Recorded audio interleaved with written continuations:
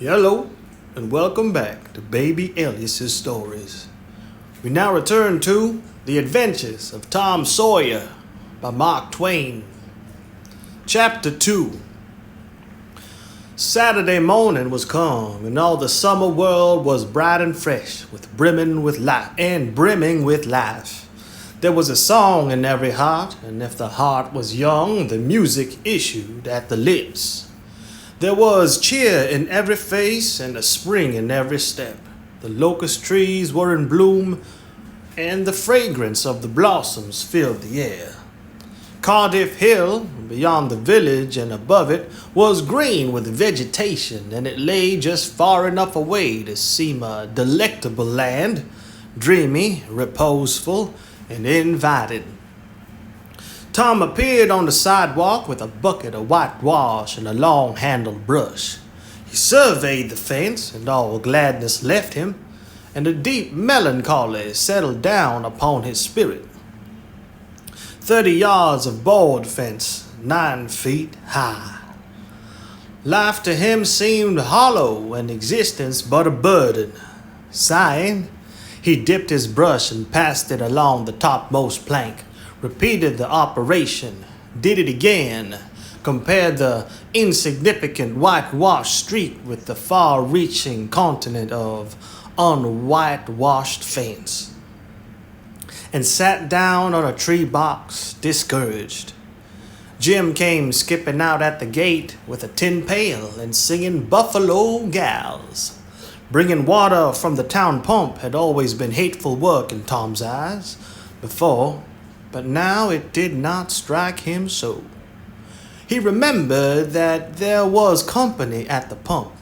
White, mulatto, the Negro boys and girls were always there waiting their turns, resting, trading playthings, quarreling, fighting, skylarking. And he remembered that although the pump was only 150 yards off, Jim never got back with a bucket of water under an hour. And even then, somebody generally had to go after him. Tom said, "Say, Jim, I'll fetch the water if you'll whitewash some." Jim shook his head and said, "Can't. Ma's, Tom. Old missus, she told me I got to go and get this water and not stop fooling around with anybody. She say she spec Ma's, Tom, gwine to ask me to whitewash. And so she told me to go along and tend to my own business. She lowed she'd tend to the whitewashing." "Oh, never mind. Oh, never you mind what she said, Jim. That's the way she always talks. Give me the bucket. I won't be gone only a minute." "She won't ever know."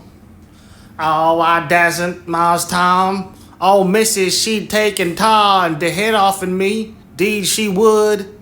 She never licks anybody, whacks 'em over the head with her thimble, and who cares for that?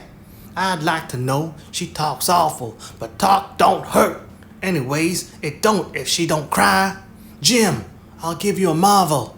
I'll give you a white alley." Jim began to waver. "White alley, Jim, and it's a bully tall." "My, that's a mighty gay marvel, I tell you. But Mars Tom, I's powerful afraid of old missus. And besides, if you will, I'll show you my sore toe." Jim was only human. This attraction was too much for him. He put down his pail, took the white alley, and bent over the toe with absorbing interest while the bandage was being unwound. In another moment, he was flying down the street with his pail and a tingling rear. Tom was whitewashing with vigor, and Aunt Polly was retiring from the field with a slipper in her hand and a triumph in her eye. But Tom's energy did not last. He began to think of the fun he had planned for this day, and his sorrows multiplied. Soon, the free boys would come tripping along on all sorts of delicious expeditions, and they would make a world of fun of him for having to work. The very thought of it burnt him like fire. He got out his worldly wealth and examined it, Bits of toys, marbles, and trash, enough to buy an exchange of work, maybe, but not half enough to buy so much as half an hour of pure freedom. So he returned his straitened means to his pocket and gave up the idea of trying to buy the boys. At this dark and hopeless moment, an inspiration burst upon him, nothing less than a great, magnificent inspiration.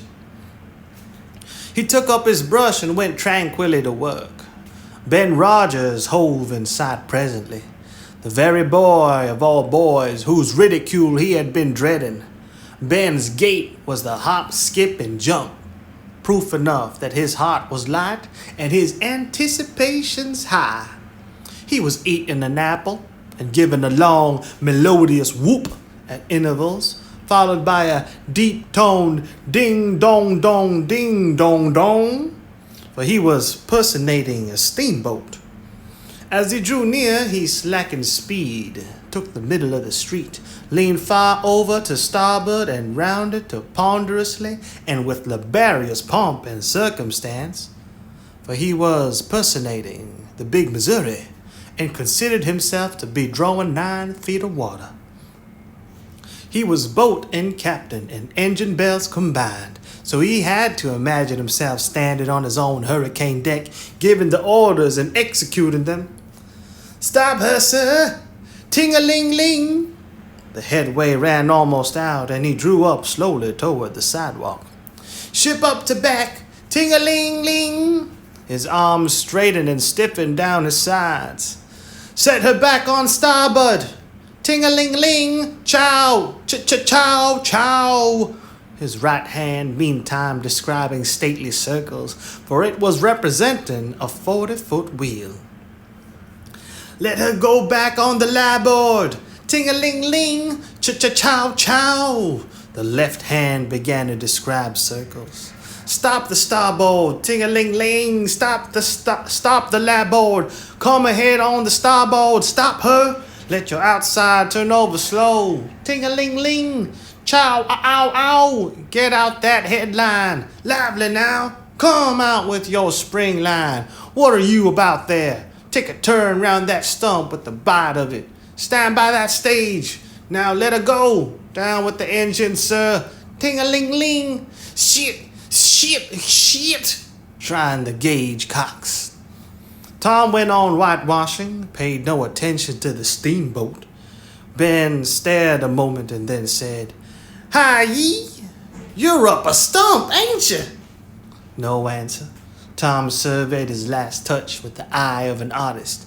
Then he gave his brush another gentle sweep and surveyed the result. As before, Ben raged up alongside of him. Tom's mouth watered for the apple, but he stuck to his work. Ben said, "Hello, old chap. You got to work, eh?" Tom wheeled suddenly and said, "Why, it's you, Ben. I weren't noticing."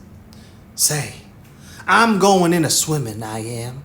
Don't you wish you could? But of course, you'd druther work, wouldn't you? Course you would." Tom contemplated the boy a bit and said, "What do you call work?" "Why, ain't that work?" Tom, resuming his whitewashing, and answered carelessly, "Well, maybe it is, and maybe it ain't. All I know is it suits Tom Sawyer." "Oh, come now. You don't mean to let on that you like it?" The brush continued to move. "Like it? Well, I don't see why I ought to not like it. I oughtn't to like it. Does a boy get a chance to whitewash a fence every day?" That put the thing in a new light. Ben stopped nibbling his apple. Tom swept his brush daintily back and forth, stepped back to note the effect, added a touch here and there, criticized the effect again. Ben watching every move and getting more and more interested, more and more absorbed.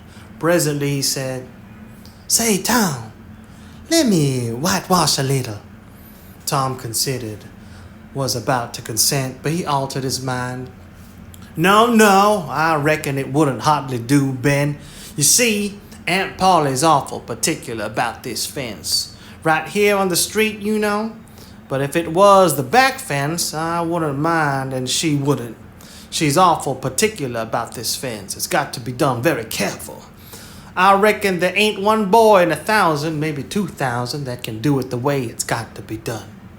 No? Is that so? Oh, come on now. Let me just try. Only just a little. I'd let you if you was me, Tom. Ben, I'd like to, honest Injun.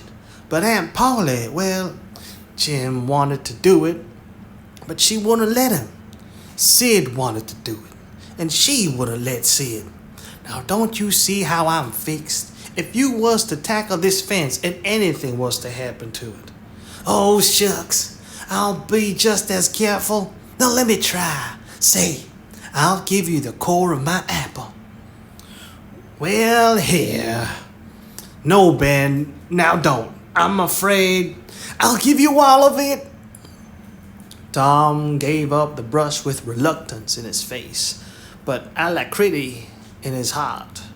And while the late steamer Big Missouri worked and sweated in the sun, the retired artist sat on a barrel in the shade close by, dangling his legs, munched his apple, and planned the slaughter of more innocents. There was no lack of material. Boys happened along every little while. They came to jeer, but remained to whitewash. By the time Ben was fagged out, Tom had traded the next chance to Billy Fisher for a kite in good repair. And when he played out, Johnny Miller bought in for a dead rat and a string to swing it with. And so on, hour after hour. And when the middle of the afternoon came, from being a poor poverty-stricken boy in the morning, Tom was literally rolling in wealth. He had, besides the things before mentioned, 12 marbles, part of a Jew's harp, a piece of blue bottle glass to look through, a spool cannon, a key that wouldn't unlock anything, a fragment of chalk, a glass stopper of a decanter, a tin soldier, a couple of tadpoles, 6 firecrackers, a kitten with only one eye, a brass doorknob, a dog collar but no dog, the handle of a knife, 4 pieces of orange peel, and a dilapidated old window sash. He had had a nice good idle time all the while, plenty of company, and the fence had 3 coats of whitewash on it. If he hadn't run out of whitewash, he would have bankrupted every boy in the village. Tom said to himself that it was not such a hollow world after all. He had discovered a great law of human action without knowing it, namely, that in order to make a man or boy covet a thing, it is only necessary to make the thing difficult to attain. If he had been a great and wise philosopher, like the writer of this book, he would now have comprehended that work consists of whatever a body is obliged to do, and that play consists of whatever a body is not obliged to do.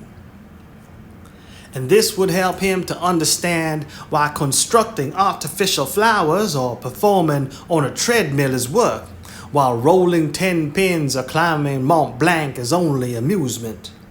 There are wealthy gentlemen in England who drive 4-horse passenger coaches 20 or 30 miles on a daily line in the summer because the privilege costs them considerable money.